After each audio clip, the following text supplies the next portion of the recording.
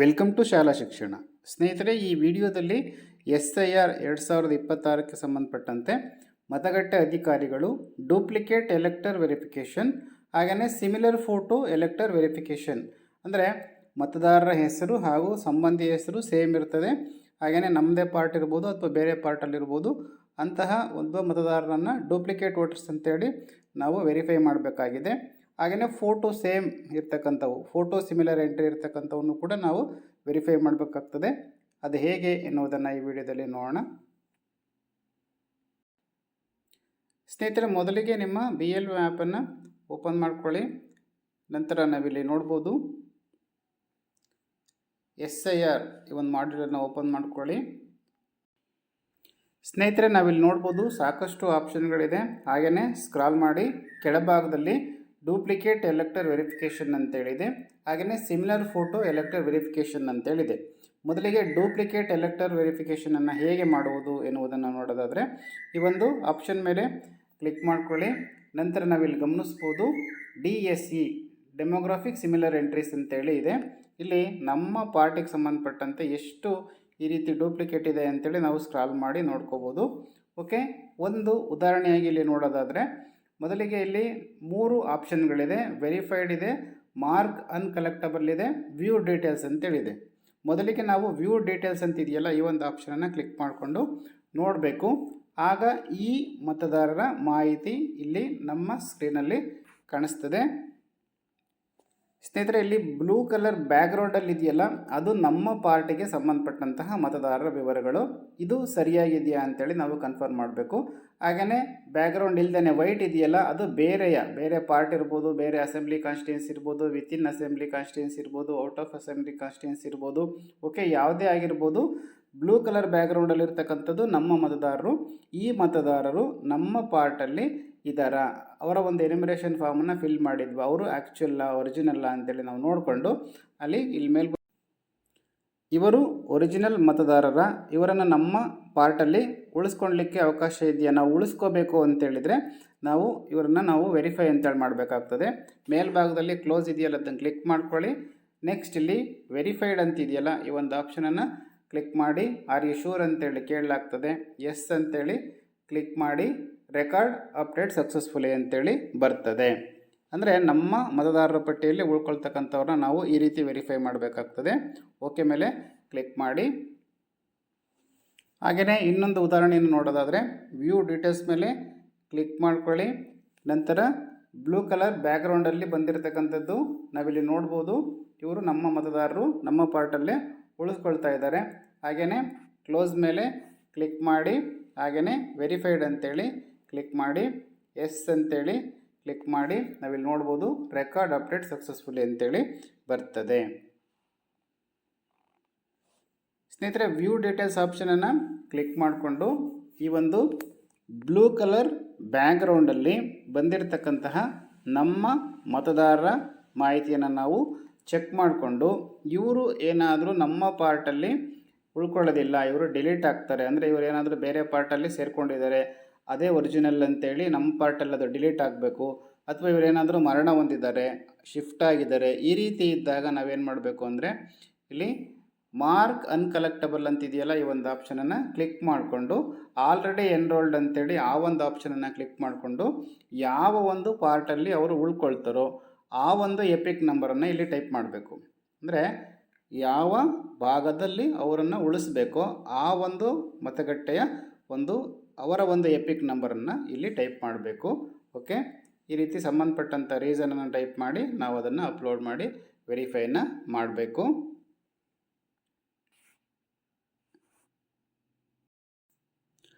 ನಮ್ಮದೇ ಮತಗಟ್ಟೆಯಲ್ಲಿ ಅವರು ಉಳ್ಕೊಳ್ತಾರೆ, ಅವರೇ ಒರಿಜಿನಲ್ ಮತದಾರರು ಅಂತೇಳಿದರೆ ನಾವು ವೆರಿಫೈಡ್ ಅಂತೇಳಿ ಕ್ಲಿಕ್ ಮಾಡಿದರೆ ಆಯಿತು. ಓಕೆ, ಈ ರೀತಿ ನೀವು ಚೆಕ್ ಮಾಡ್ಕೊಳ್ಳಿ, ಪ್ರತಿಯೊಂದನ್ನು ನೋಡ್ಕೊಳ್ಳಿ. ವ್ಯೂ ಡೀಟೇಲ್ಸ್ ಅಂತೇಳಿ ಕ್ಲಿಕ್ ಮಾಡ್ಕೊಳ್ಳಿ. ಇವರು ನಮ್ಮ ಪಾರ್ಟಿಗೆ ಸಂಬಂಧಪಟ್ಟವರ ಅಥವಾ ಏನಾದರೂ ಪರ್ಮನೆಂಟ್ಲಿ ಶಿಫ್ಟೆಡ್ ಆಗಿದ್ದಾರೆ ಅಂತೇಳಿ ನೀವು ಕನ್ಫರ್ಮ್ ಮಾಡಿಕೊಂಡು ಅದಕ್ಕೆ ಸಂಬಂಧಪಟ್ಟಂತೆ ನೀವು ಈ ಒಂದು ಮಾಹಿತಿಯನ್ನು ಅಪ್ಡೇಟ್ ಮಾಡಿ.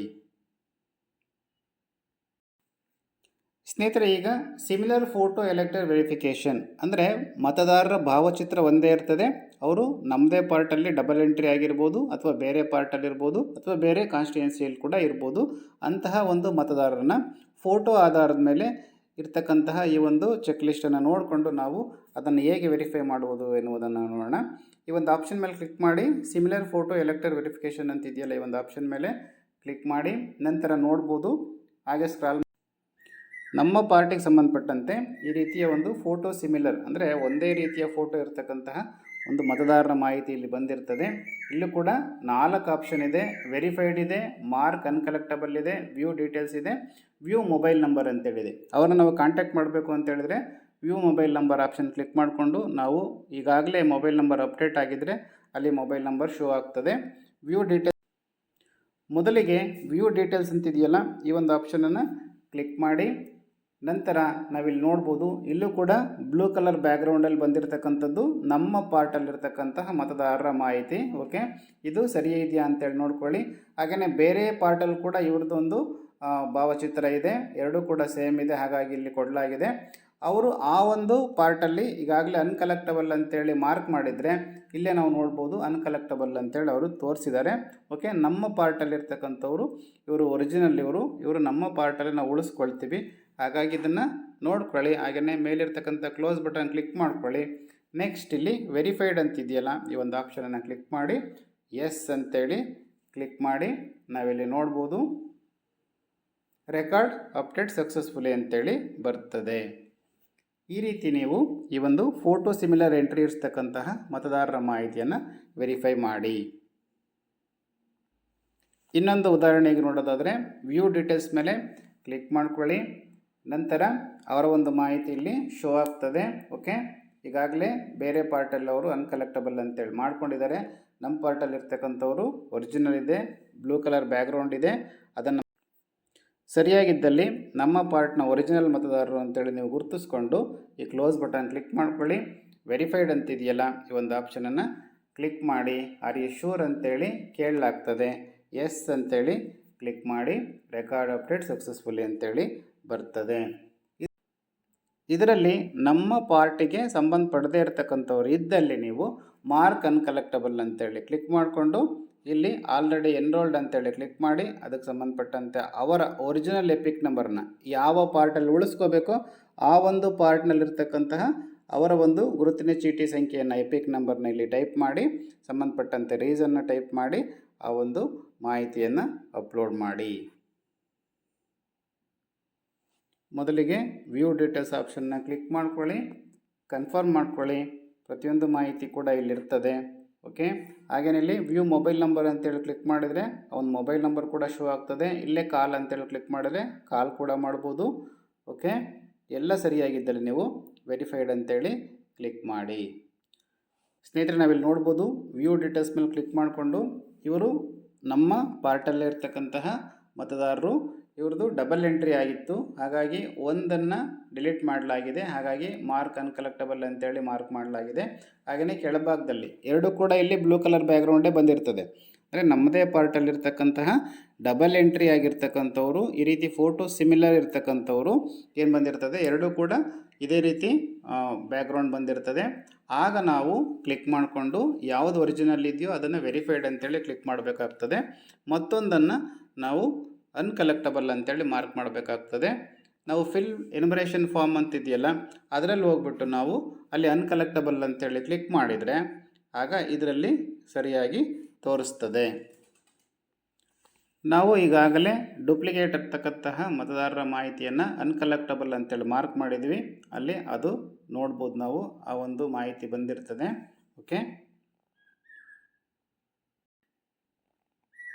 ಕ್ಲೋಸ್ ಆಪ್ಷನ್ ಕ್ಲಿಕ್ ಮಾಡ್ಕೊಳ್ಳಿ. ವೆರಿಫೈಡ್ ಆಪ್ಷನನ್ನು ಕ್ಲಿಕ್ ಮಾಡಿ ಆರ್ ಯು ಶೂರ್ ಅಂತೇಳಿ ಕೇಳಲಾಗ್ತದೆ. ಎಸ್ ಅಂತೇಳಿ ಕ್ಲಿಕ್ ಮಾಡಿ ರೆಕಾರ್ಡ್ ಅಪ್ಡೇಟ್ ಸಕ್ಸಸ್ಫುಲಿ ಅಂತೇಳಿ ಬರ್ತದೆ.